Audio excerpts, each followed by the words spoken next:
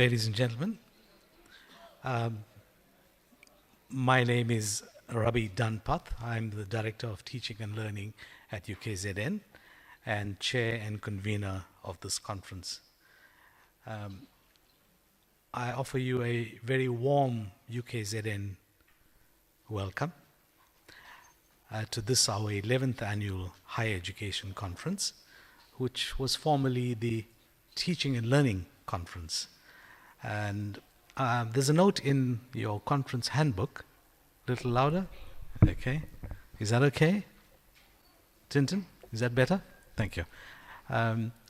So the reason for the evolution from a teaching and learning conference to a higher education conference is contained in the handbook.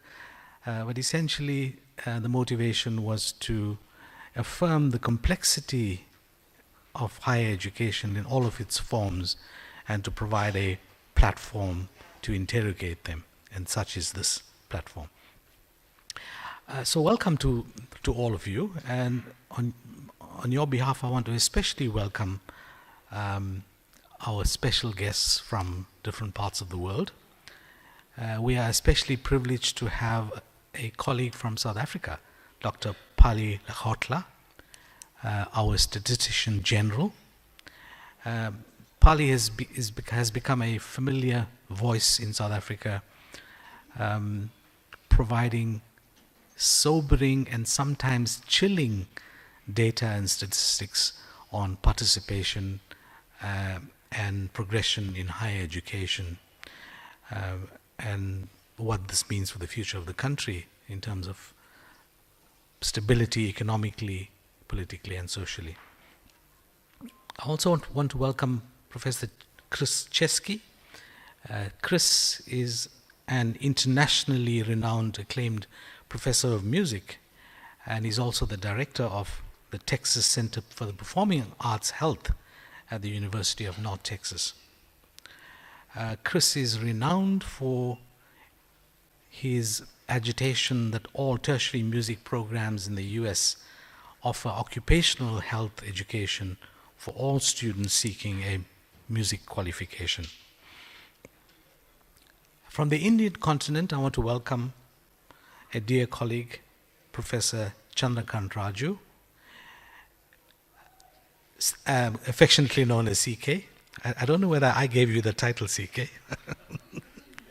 It's been there.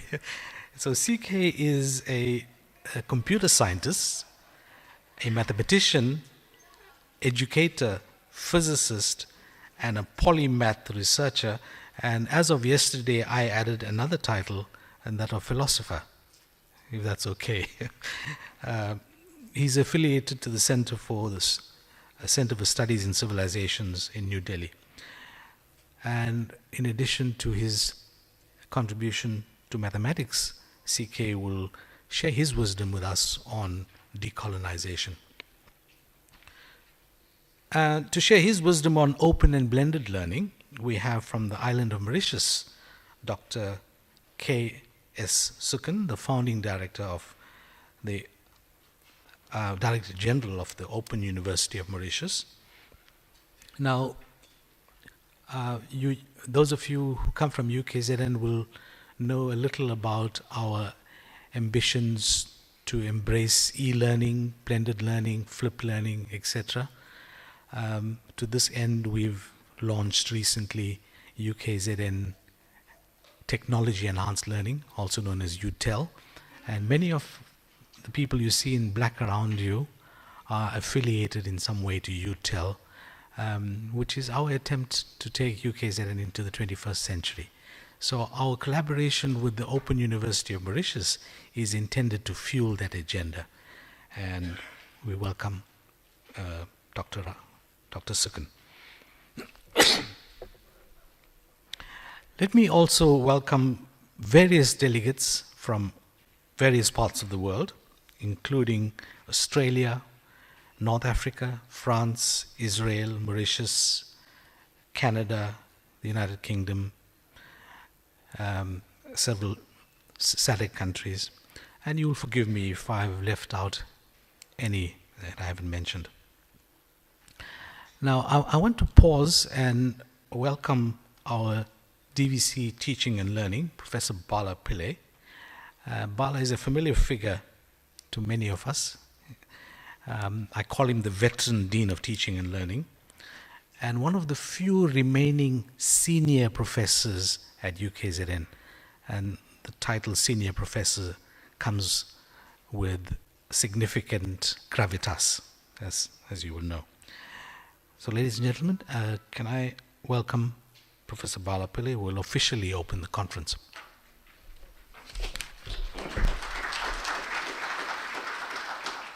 Thank you, Robbie. Thank you very much for that introduction. So it is my pleasure to welcome all of you to this 11th annual conference on higher education. So you're most welcome. I think the weather's changed for the better.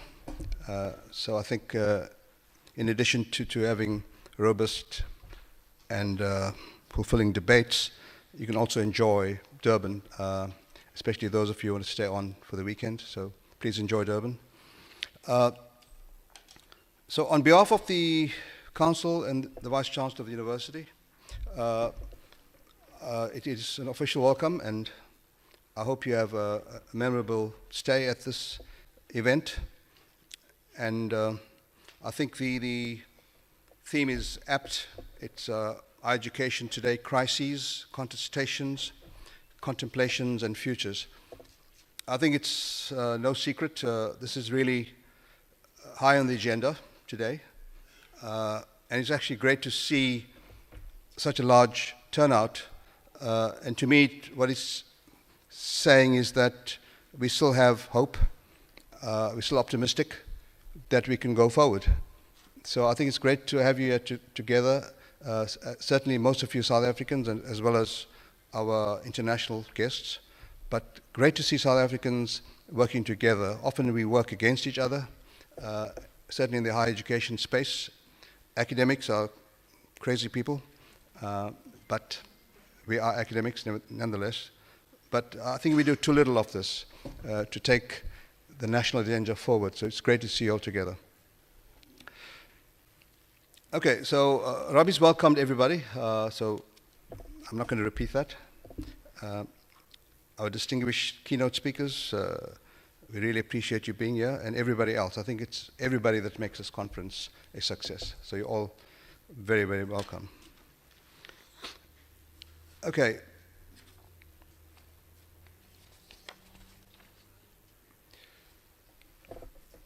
Now, I think about 2 years ago we had a Vice Chancellor from Wits University here talking about the challenges facing higher education.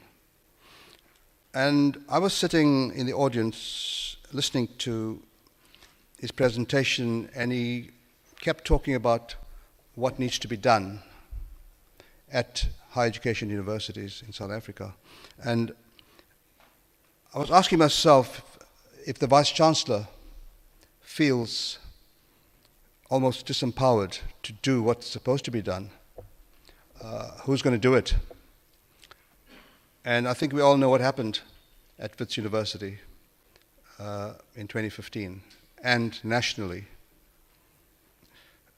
And I think it speaks to the complexity of the challenges facing us in not just higher education, but in basic education, in society at large. It's really a serious and complex challenge that we face. So it is not an easy task. We all know where we want to get to. We're all really on board that train. Unfortunately, we don't always follow a straight line. And the many roadblocks, the many impediments, a lot of obvious ones, unfortunately, it is part of the challenges we face.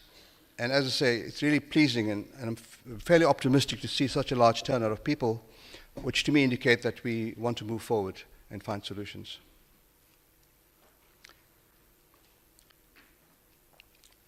In the recent years, we've seen in South Africa in particular, and in many other countries, especially developing countries, they have become increasingly transformed into sites of crises and contestations where both societal discontent and aspirations have become violently embedded into the previously sacred teaching and learning spaces. The 2015 Fees Must Fall campaign, I think it rocked the South African educational landscape with calls for decolonized education. What it highlighted was the need for higher education institutions to take stock of their curricula and identify the relevance of their offerings in both the South African and global context.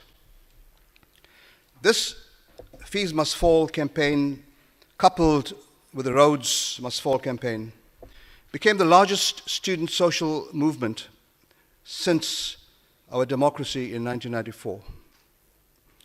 It rocked the complacency of the state, not surprisingly, and began the process of real transformation of the higher education sector. It began the process. However, if we look back 2 years and ask ourselves what has happened in our learning space, what has happened in our higher education institutions, I think we would be embarrassed to say very little has happened. And I think therein lies the challenge. We need to really get some traction and find ways to move forward. Otherwise, in a short time, we could end up where we were in 2015. Remember, we have the impending report on the Fees Commission report, and I think we're all holding our breaths that things would go on and not revert to the 2015 debacle. I'm not sure how accurate these numbers are, but the Department of Higher Education and Training estimates that the total cost to address the calls for free higher education would be an additional 56 billion per annum, 19 billion for increased subsidy, and a further 37 billion for NSFAS funding. I don't know how accurate it is, but these are big numbers. We must admit that the student discontent is legitimate. Black students do not feel at home at South Africa's public universities. And also, it is not legitimate to deny talented students from poor communities access to higher education. So we have legitimate calls by the students. However, solutions cannot be found just by vice chancellors or the universities or the government. There are various stakeholders, management, academic, students, government, that need to rise to this challenge in order to find solutions. The calls for changes to the curricula, we used various descriptions, decolonized, transformed, whatever, is really growing. And I think it's something that we need to really engage with. As you all know, the Quality Enhancement Project, Phase 2, is focusing on the curriculum. I was at a meeting last week, a meeting of DVCs of Teaching and Learning with CHE, and I think it was quite clear that we didn't get very far with this second phase, the QEP Phase 2. Most institutions are still grappling. Most institutions are still taking stock of where they are with the curriculum, what needs to be done. So there are serious, serious challenges in that space. So what we've seen is that the traditional spaces of HEIs that were entrusted with the responsibility of producing knowledge are now being channeled into spaces of perpetual contestation and conflict. The new normal now defines the higher education landscape as the higher education institutions grapple with the challenges of developing a locally relevant curriculum that embraces international best practices. This is but one of the many challenges facing higher education institutions.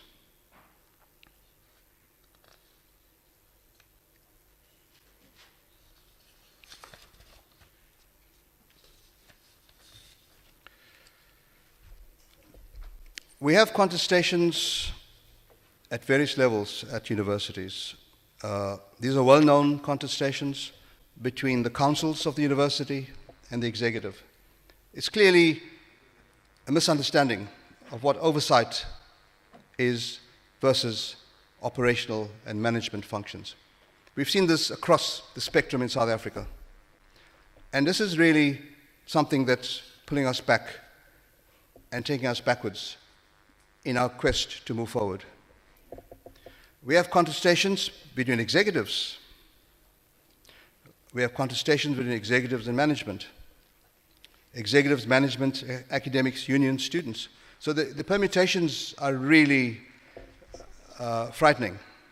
And don't forget our political masters. So we have all of these challenges in our learning spaces, in our institutions. And these are challenges, ladies and gentlemen, that are not easy to deal with.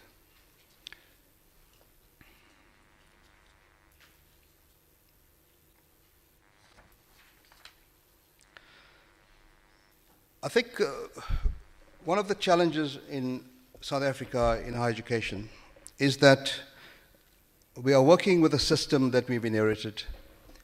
It's a legacy of the past. We are not really trying to do things differently. For example, we've been talking about a differentiated higher education system. And we have not moved much in that direction. All universities want to do the same thing, competing with each other, and want to be all things to all students and to the politicians. And I think it's something that needs serious thought, and hopefully we can get some traction on that. Otherwise, we're going to be trying to fix a model that is totally flawed.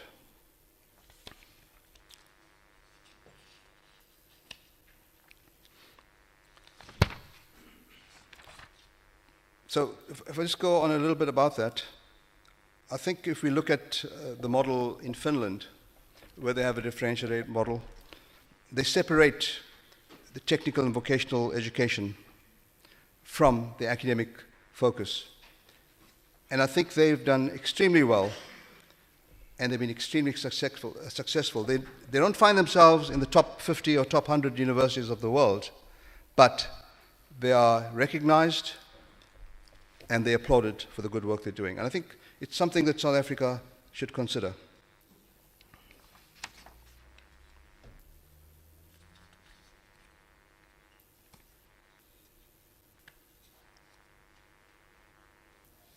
Okay, coming back to your conference, ladies and gentlemen, I think in the past we've heard of the number of papers that emanate from these conferences. Many universities have actually put forward their success stories, what they've achieved. And I think, yes, we have achieved a lot. We share our experiences, we share our research findings at these conferences. We've published a lot. But it's time to ask ourselves, is our research relevant? Is the research really making a difference in the classroom? Is it making a difference to our national imperatives? I think it's something that we need to ask ourselves all the time. Are we relevant? Okay? And I would also like to ask of you, at the end of your deliberations, we need to take back our findings. We need to take back from this event back to the classroom. I think that's really where it matters. We all know the challenges we face. Okay? Describing those challenges are fine, but I think finding solutions to those challenges is what's going to make a difference. So my plea to all of you is, arising from this conference, from the robust deliberations, from the findings that you have, look at how we can take this back. How can we transpose this? How can we implement this back so that we put into practice what we are researching and what we are doing?